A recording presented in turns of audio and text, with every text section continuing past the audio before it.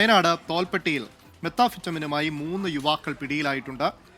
മലപ്പുറം സ്വദേശികളായ അലിയൂർ താഹിർ, സൈഫുദ്ദീൻ, മാഹി സ്വദേശി സഫനീദ് എന്നിവരാണ് പിടിയിലായത്. ഇവരിൽ നിന്ന് 88 ഗ്രാം മെത്താഫിറ്റമിനും പിടികൂടിയിട്ടുണ്ട്.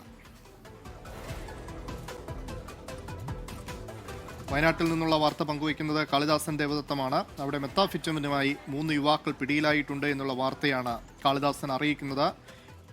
കാളിദാസൻ, കൂടുതൽ വിവരങ്ങൾ എന്തൊക്കെയാണ്?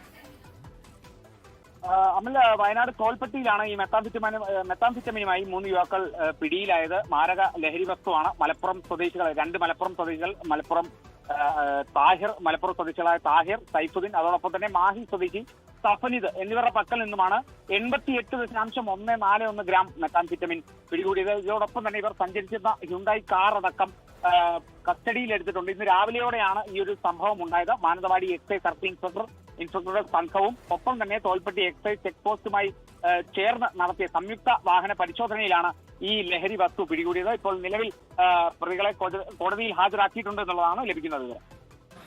ശരി, കാളിദാസൻ ദേവദത്തമാണ് വയനാട് നിന്ന് വിവരങ്ങൾ നൽകിയത്.